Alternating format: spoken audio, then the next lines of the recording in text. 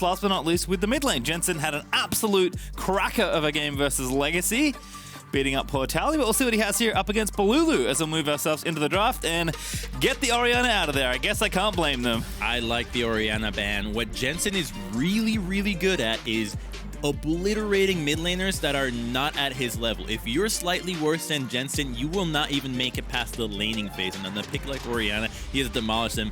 Great target bans from SuperMassive against Team Liquid already, making sure that they don't get the two really important champions that they've used in their wins. Yeah, especially given how many tanks Armut has played. I think Mordekaiser is just a really good ban for lots of reasons here. Senna and Nidalee, though, also going to be taken away from Zeitnot and KaKAO respectively, so Zeitnot going to have to show us something else. Probably the biggest question mark is, are they going to give him Caitlyn? It's been a champion that he has been extremely proficient on. He hasn't gotten it yet in the tournament, but will likely snap it up if it's available here. Perhaps Tactical feels comfortable enough on the Ashe side of the matchup that they're happy to just trade it off here, but Ornn's going to be banned away from Impact, which leaves one more ban here for TL in phase number 1.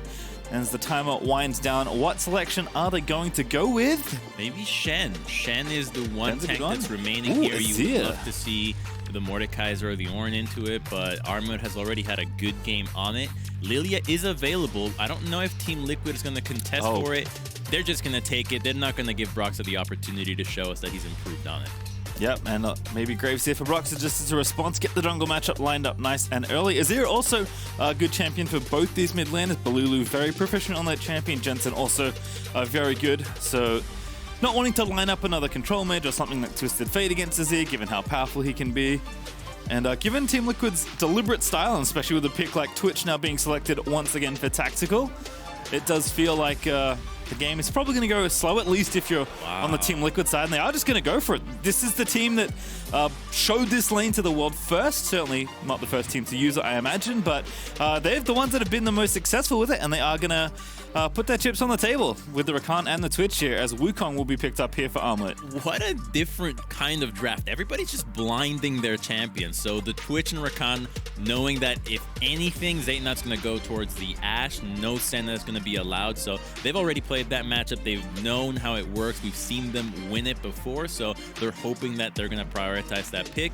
Instead, SuperMassive is going to hold on to their AD and just lock in a very strong hard engage already. With Nautilus and Wukong, you know that they're going to be able to pick a fight wherever they want. Yeah, with the likes of Twitch and Rakan, you need something to lock them down. Leona, we've seen into this matchup already, but Nautilus certainly fits the bill as well. TL going to have to pick something up here. I'm guessing it's this Graves that they wanted to pick up in the first round of picks, but happy to take it here because Lillia was taken so early, so extremely unlikely they would ever lose that pick here. And now we'll fall to phase 2, where we see where Team Liquid want to line up their bans. Zeitnot notably does not have a champion pick for him yet, so they can maybe pick apart the other half of the 2v2 matchup if they want to. Broxah's already had a really good game on the Graves. He has an insane KDA on it, but the game really didn't feel like it was him finding the advantages on the pick. It felt like the laners were getting so much work done that all he had to do was just show up, press a few buttons, and suddenly you get yourself a few extra kills here. So I want to see if he can actually accelerate the pace of the game on his own, and from the jungle, give those leads over to his lane. So Broxah's Graves still leaving something to be desired for me, and it looks like SuperMassive is going to continue the plan of doubling down on Armut. It's worked 2 games already, and banning out Impact's top lane champion pool is going to ensure that Wukong gets an amazing laning phase.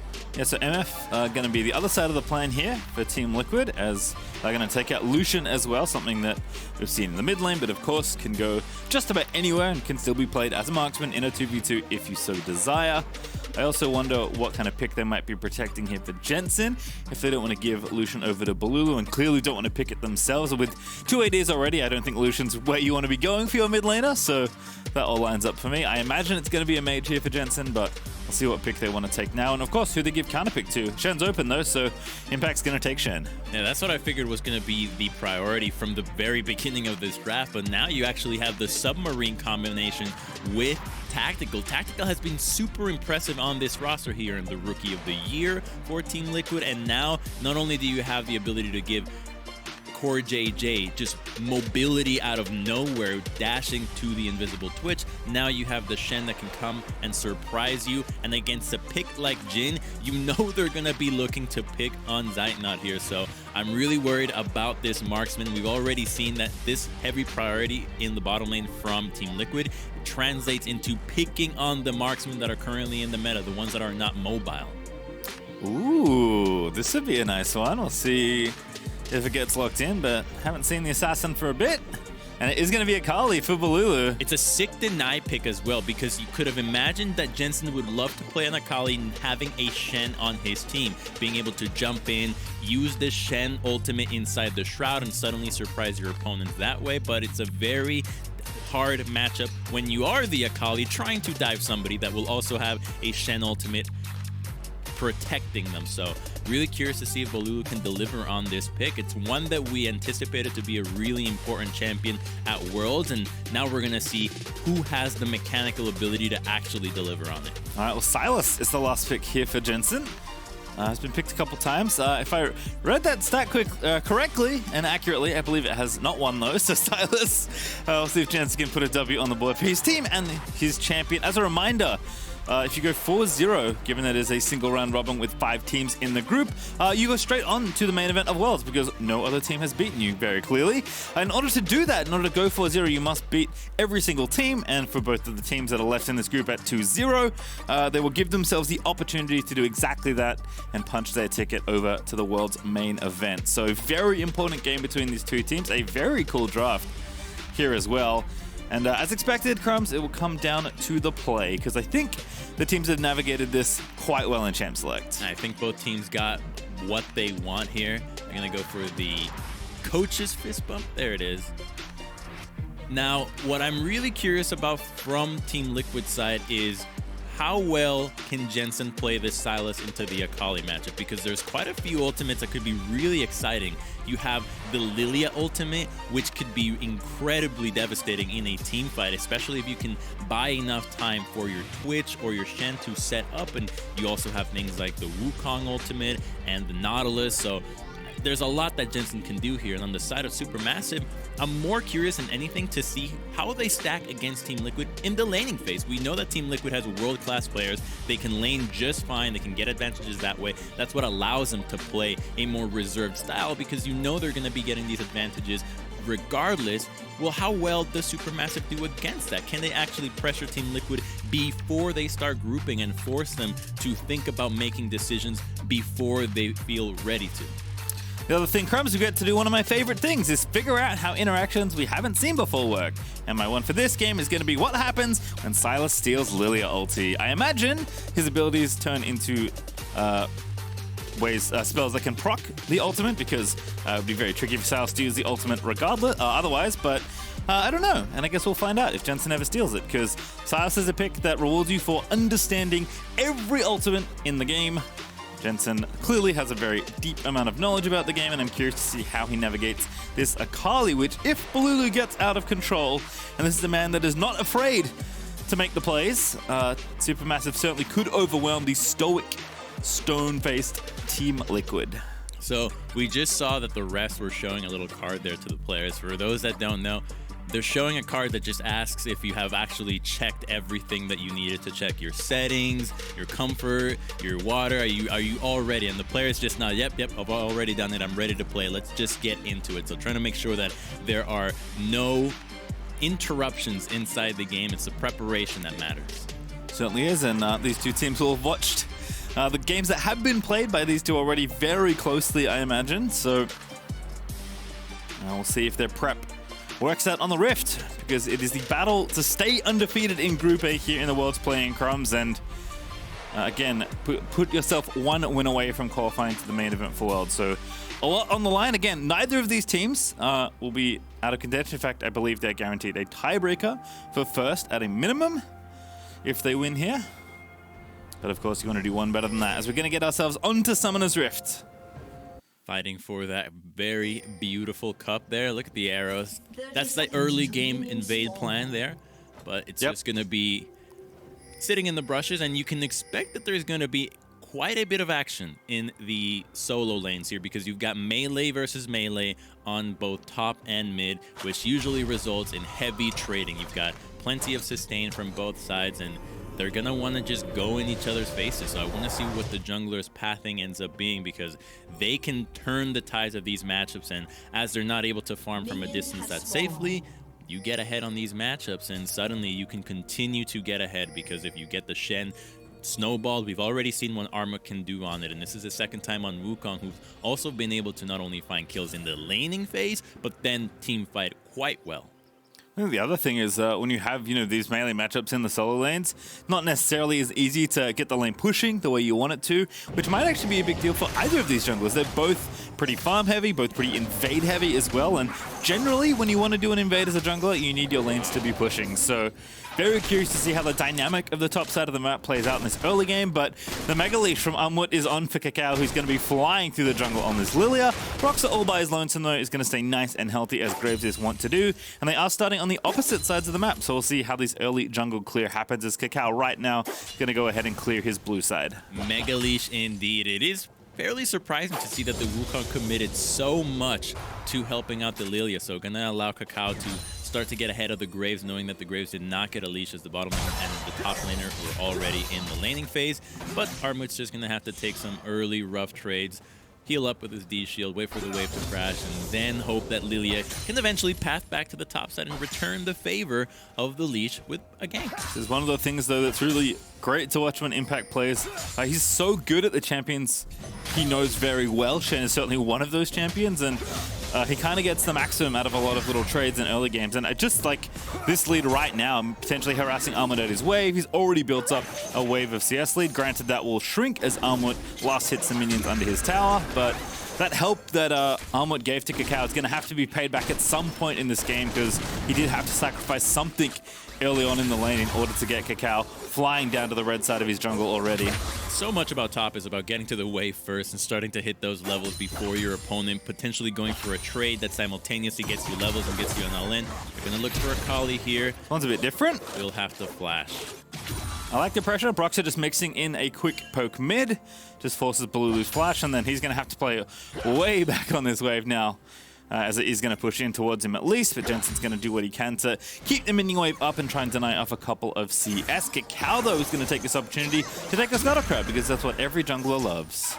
And knowing that the jungler is having a free Scuttle Crab here in the bottom lane allows everybody to know that the Graves is also to the top side, as well as we have seen him in the mid lane gank. And the top lane matchup, which was one that we were looking at quite a bit, is going to have Wukong recall this early on. Impact has been able to be super aggressive because Graves was passing to the top side. He got to the wave first, was able to just sit there, and now you're going to have a Shen that's just going to prosper against the Wukong, already having that TP advantage. Let's see if he can keep it. If he can actually whittle down Wukong with the help of Graves that's still in the top side, you could start to see an advantage in the top lane build up that allows a good TP from, say, a Twitch roam, which feels almost guaranteed to find a kill. How do you even avoid the fact that you're getting surprise ganked by 2 people from stealth? On the flip side of the map, though, Tactical and CoreJJ under pressure from Zeitnot and SnowFlower, who have successfully built up about a wave and a half worth of CS lead right now to continuing to shove waves into the tower as rapidly as they can. Top lane, though, here's KaKAO. Just going to show his face. I think he's just getting the wave pushing. This is not a gank of Impact, it is a gank of the minion wave. Yeah, it's really rough to be a top laner and have the wave be frozen there if you don't know where the jungler is. Instead, just going to crash it. And it is such a fat wave. Luckily, Shen's Q is pretty effective at last hitting, but it's not going to be able to clear it out too well or too quickly. So a little bit of damage will go over to the turret, but more than anything, the Wukong gets to recall, gets to refresh on his sustain, and Shen stays around. And with the wave being so fat, he might not have a good timing to find a teleport back and spend the gold that he's already earned. I'm slightly sad he moves away. I was excited to watch Impact last hit all those minions. When instead we'll watch Broxah take the Raptor camp, likely a little bit more influential on what's happening in the game. And thanks to that bit of pressure from Impact that did allow Broxah to sneak in and take all but this tiny Raptor that KaKAO will now go ahead and clear out. So Broxah maybe slightly ahead on XP, but both these junglers again very quick through the jungle. So it's been a lot of farming back and forth with the added bit of lane pressure every now and then, but not really slowing down to do anything other than continue to farm, which It's fine. Certainly been a big part of the jungle meta early on this Worlds. And in fact, in general, in the last few months of League of Legends. Team Liquid just waiting for level 6s so that they can start playmaking there. We've already seen how big of a carry the Twitch can be, and not having to press the early game when you have this champion is typically a good idea. As long as you can get gold on him and know that you're going to get kills when you have your ultimates available is sound. You know that that 3-item spike that you hit, hell, even with the Blade of the Ruined King, knowing that the enemies don't have flash allows you to start popping off out of nowhere. So I think that Team Liquid is just playing to the win conditions that they know they have. It's what they've been doing all year long. They're not looking for anything that's unnecessary. They're looking for where they know they are certainly stronger. And right now, with the bottom lane being able to push back, Shen has already gotten priority in the top lane, so Broxah can start this dragon and know that Impact will be able to help him out. And if a fight breaks out, you know that Armut doesn't have teleport as well. So this is just a free dragon for Team Liquid. KaKAO here in mid as well. Jensen going to go back in. He may have taken the bait, but he's going to dodge the swell see, but no ulti regardless. Jensen not going to nick the Akali ultimate, flashes out of there. Has the extra dash if he needs it, but that's going to be for escaping as Broxah does at least take the dragon. Even though the Akali did not have flash, Jensen did not want to go for a 1v1 with the Shen ultimate behind him because the Shen was under pressure from the Wukong. He didn't have an angle to teleport just yet. Wukong was already pushing the wave back, and so you really don't want to be messing up Shen's wave that way. You want to find him when he can teleport and at least not get the ultimate disrupted. Yeah, and Jensen actually still feeling pretty good in the matchup, but isn't going to have his flash for the next few minutes, but Broxah is going to go ahead and donate blue buff over to him. He's still got a CS lead. Does the Sylas. His Impact in a brief 2v1, but going to go ahead and clear out the rest of this wave. He's done a really nice job just, again, managing what's happening here in the wave. Going to be a bit trickier now that he's got Tiamat, but Impact still going to try and deny what minions he can and keep the wave in a very comfy place, and that's going to force Wukong to walk all the way back top lane without that TP. The Wukong is going for the lane swap. They're going for the 8-minute Rift Herald swap from SuperMassive, and with Team Liquid's Shen being up here, he's not going to have a big impact with his ultimate. Let's see what the recalls are, because CoreJJ has already made it here, but Twitch showing into the bottom side tells me that SuperMassive is just ahead on the play and will be able to secure this objective for free. Wukong is getting some nice farm. He's gotten 3 recalls off this game thus far. Yes, Impact has been able to accumulate a bit of a CS advantage, but translating this into a Herald that can get some plates for the bottom lane could be a really good move out of SuperMassive, considering they have been pushing the Twitch and Rakan all game long. Yeah, in danger of getting like 3v1, 4v1 dove potentially here as well as Impact, so gonna have to be a bit careful. KaKAO with the blue buff and the Rift Herald is gonna make his way up to top lane with the ulti. We know Broxah is on the top side of the map and Jensen does have TP, so Team Liquid can answer this play if they need to. Impact is squishy. He was gone with the Tiamat build, so he's looking to just hard push with his auto attack instead of a Bomby Cinder, and this is good from Broxah. He can either be in the top side to defend the dive or try to be bottom to try to dive the Wukong as well. Now, diving bottom could have definitely been a possibility here. You also have the Shen ultimate if things get really hairy, but you don't also have a guarantee that that's going to work out, and when you're dealing with a Herald as a pushing opportunity from SuperMassive, you're never going to win that push. So defending this, I think, is the right move. Yeah, just 2 different 2v1s right now. CoreJJ knocks up the decoy. Tactical trying to get some play to his own. Oh, good grab there. SnowFlower going to let the ulti rip, and that's first blood. Easy as you please for Zeitnot. That was really easy, actually. He's very squishy. That's a lot of damage. And burst that can come out of SuperMassive doesn't allow for the Spirit's Refuge to land and mitigate some of the potential damage coming out. And just a few more autos is going to be low enough to then pop that Herald and get that first break. This is a really good pace out of SuperMassive that Team Liquid is unable to find an answer with thus far. You said it, Crumbs. Shen just not that tanky with just the Tiamat, so that's going to be the Herald charging in. First tower gold over Broxah, which Impact on his back, and Jensen TPing and is going to try and make a play happen. A double taunt. Impact finds them both, and that's 1 kill. Make it 2 as Zeitnot's going to fall to Broxah. Such a nice use of the teleports and the globals out of Team Liquid there, knowing that SuperMassive was going to commit for the Herald push. They punish it. Now, they are able to get some gold back, so don't let that distract you from the fact that SuperMassive was still ahead on that play, being able to get that first turret and continue to get farm on the Wukong there. But you can start to see what the composition wants to go for. Just dive in, have the Shen right on top of you, and punish what is now a flashless Jhin and a flashless Lillia. We'll see the play again. Broxah going in. He's got the phase rush. He can just flash in forward, and the smoke screen that catches two members makes it so hard to know whether you should flash or not, so they actually end up getting so much out of it. Yeah, super well combined there with Impact and Broxah. Picking up a couple to keep the gold nice and even. Only 200 gold up for SuperMassive, and that's with the first tower and all its plates being taken down. So this is kind of the thing, and the reason that Team Liquid can afford to play the way they do, you know, slowly, deliberately, you know, through the mid to late game and just as a five-man unit, because they're so good at trading, Crumbs. They're just so good at keeping the games close. Even games where they're down a couple thousand gold, they're happy to float a gold lead for 10, 15, 20 minutes and know that at the end of the day, they can figure out a way to navigate that late game and just be fine when their composition scales up. So you generally need to get very big leads against Team Liquid if you want to beat them. SuperMassive certainly have the ability to win a late game with the compositions as they stand, and they're still ahead in gold in this one as well, which is nice, but it is just one of those things that's always nice to watch. Just when you think you have the edge over TL, often TL have a play in mind to balance the game right back up. And it works off of what the champions have in their toolkits here. You see that Shen was roaming down. That's because he didn't have his ultimate or the teleport from that plane to the top side. I thought that SuperMassive was going to pull the trigger on the dragon a lot sooner here, but instead Team Liquid's just going to double down on this. They could have TP'd the Shen to the top side if they really want to save the turret. I think SuperMassive is just giving it and will trade for damage and maybe the turret. Yep, he's just TPing to the top side, and it's usually almost never worth it for top laners to be pushing this tier 2. There really is not a lot of value, not only in terms of gold, but in terms of opening up the map. The tier 2s on the side lanes really don't mean nearly as much as the tier 1s or the objective games in the Herald and Dragon. Yeah, and the objective game on the Dragon side is currently in favor of Team Liquid, taking the first two at a pretty quick clip. So a potential very fast soul here, and it will be the Ocean Soul. Ooh, the universally loved soul. Oh, Armut doesn't see him. Wow, that's such good use of Fog of War. Oh, gonna leap out. The plate goal goes to Jensen. Jensen's gonna get out of there, but he's about to be attacked by SnowFlower as well. There's the ulti, there's the hook, and see you later, Jensen. Armut's gonna pick up the kill. damn, Armut is so good.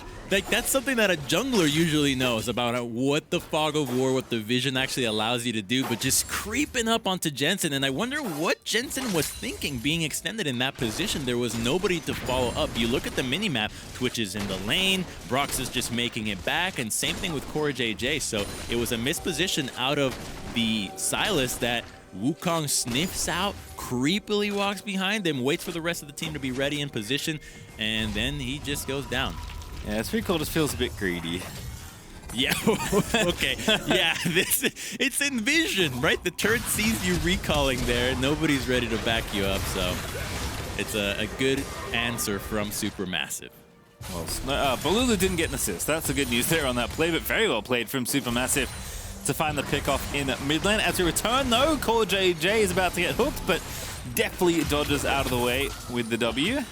So Jensen is actually in some big trouble now, because having died and burned his flash now really puts him in a tough spot, because Lillia and Akali with the Gunblade can really gun him down, and you'd be hoping that the Shen ultimate would be enough to keep him alive long enough to turn the fight, but there's a ton of burst with these champions at the moment, so he's just going to have to respect it the whole way through. We check him in top lane. Armut after that roam to the mid lane. Still a little bit down on CS, but not doing too badly, all things considered. Titanic's already finished for Impact, and Triforce is on the way for Wukong. So certainly things going just fine for either side, but it does feel like this is going to be a game more about, you know, what happens here in the mid game, especially with these fast drakes if TL can nab the third that's coming up in 2.5 minutes. But there's also a Rift Child back up for the taking as round 2 begins. Broxah just barely dodges the tip of that Nautilus anchor, which is quite impressive. That one tends to get people more often than not. So unlike the first Herald, Team Liquid is actually much closer to this fight and ready to answer. The Twitch is already here. They have a lot of strong items, right? Everybody has finished their first build, and you can see that the Zeke's Convergence and Bork out of the Twitch could really be devastating here. You'd really want the Akali and the Wukong to be able to burst down this Twitch. He's gonna be able to obliterate a team fight, so they recognize that, hey, Team Liquid might actually be fairly strong here. We don't need to overcommit for this Herald. It's not going to give us any extra gold in terms of plates, and if we can just prioritize the control of mid lane and the vision that you see that Nautilus is getting on the minimap, they can set up for the dragon fight that's going to be inevitable. You want to take that fight. You don't want to give Team Liquid soul point just yet, and this deep vision that you'd hope does not get cleared out can let the Wukong get a nice little flank alongside Akali. All right, well, Bolulu's going to go ahead and catch this wave in the bottom lane. Jensen's going to do the same as they're both level 11.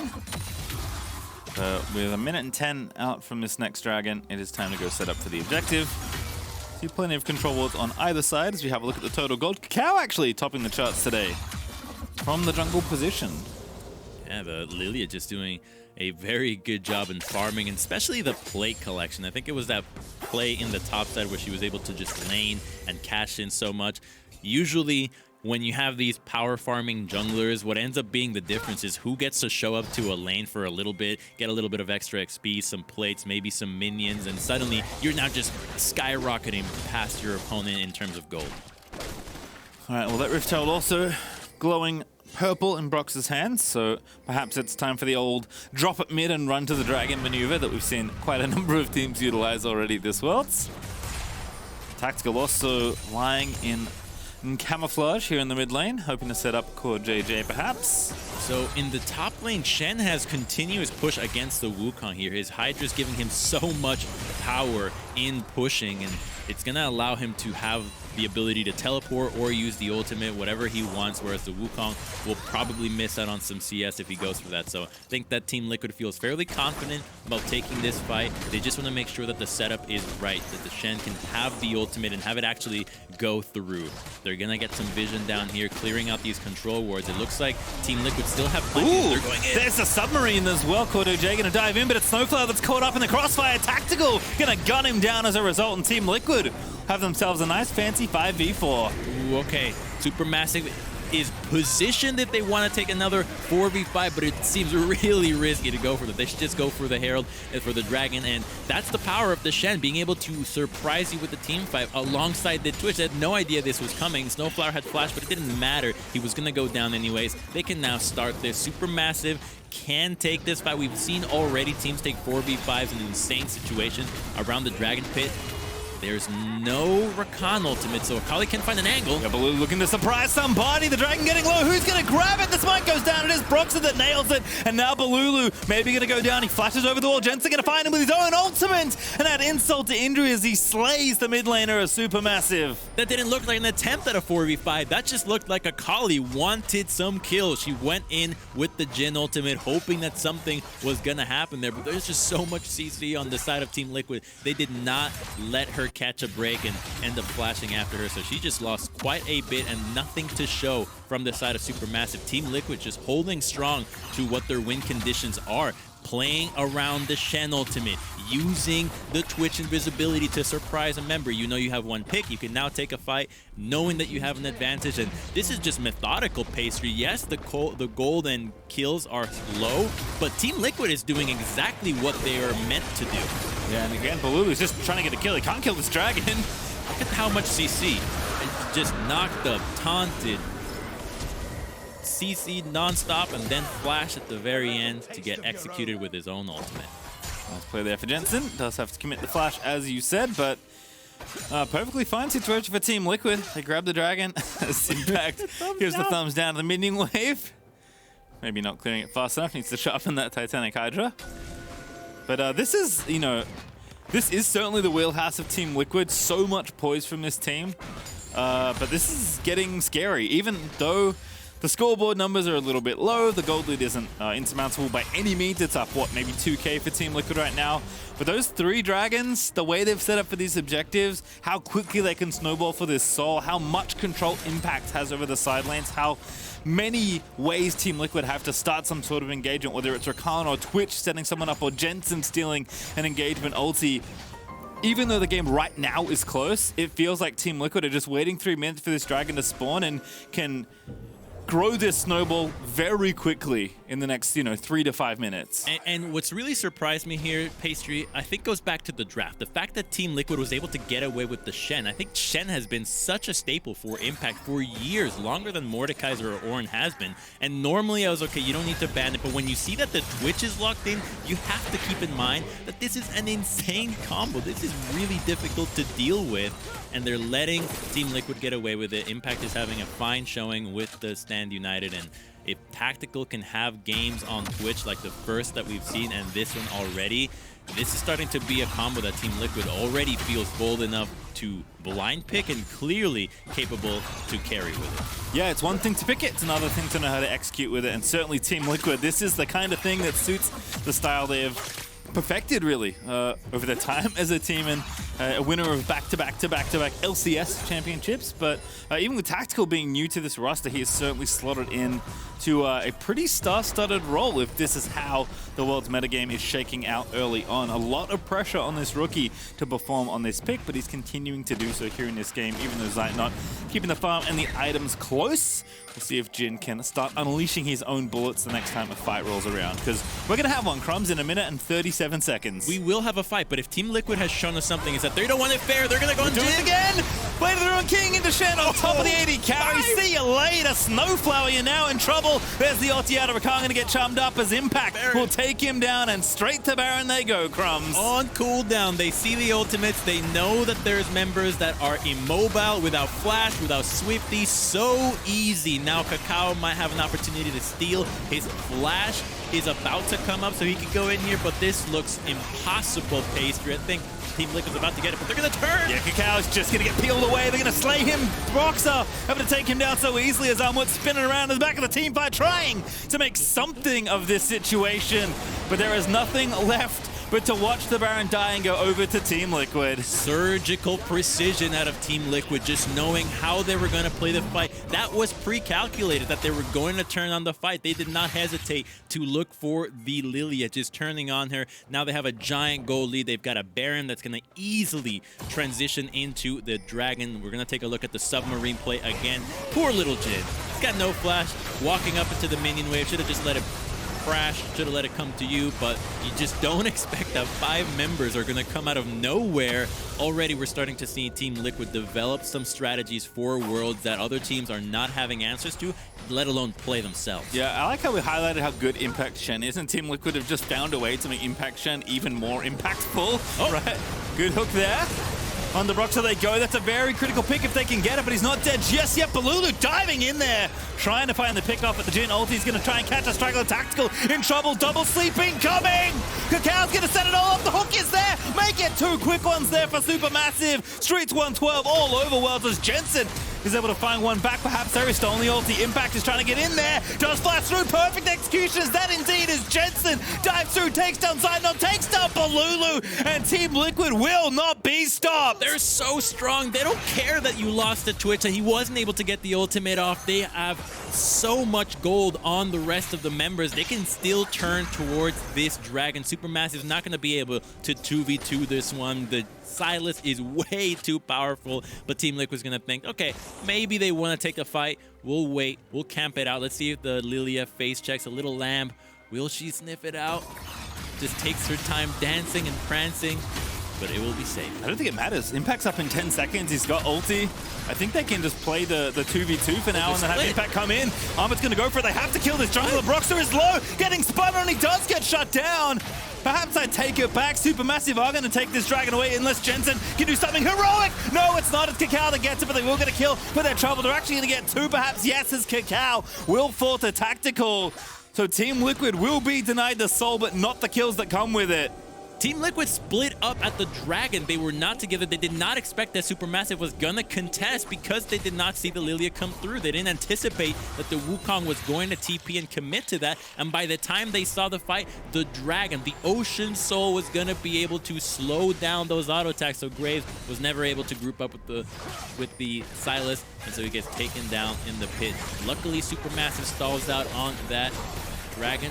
And Impact taunts out. Impact's relative. No, he's not tanky enough. I take it all back. Zeitnot just going to put a bullet in his back as Impact dead for 40 seconds.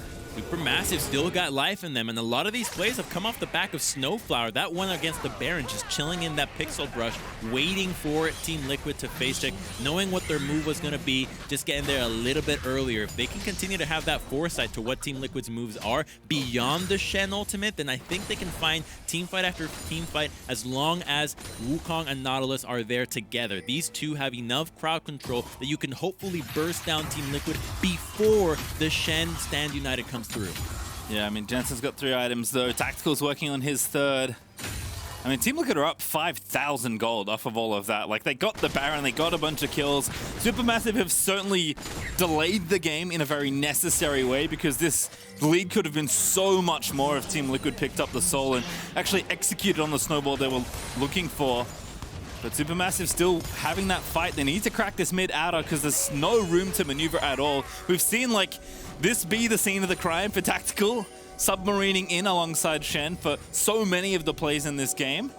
And without space, you know, with no tower to really protect you, even the tier 2 in mid's looking low, it's tough for SuperMassive to get out and find that 5v5 with Wukong that you're asking for, Crumbs. As long as they can kill the Twitch. Ooh, that was a tasty hex flash from SnowFlower. Oh, okay. He might have actually died. It had that connected, because you know that the Rakan was going to re-engage with the quickness, and then the Stand United would have come through. So it was a very scary situation for both teams, but you already know what SuperMassive is looking for. The Nautilus does have flash and Twitch does not. So if they can find this rat by himself, or at least with the rest of the Team Liquid members spread just far enough from him, they might have a window to engage onto him, because Zeitnot can follow up with a root, and that's enough to lock him down and let Akali and Wukong execute him. And you can see how important Tactical is to this composition. Not only does he have the protection of CoreJJ with the Redemption and the Zeeks to buff him up, but even Impact is chipping in on the support-style itemization. Locket and Knight's Powers. The charm's going to land in CoreJJ, going to shut down KaKAO. SnowFlower going to be the next one to fall, perhaps,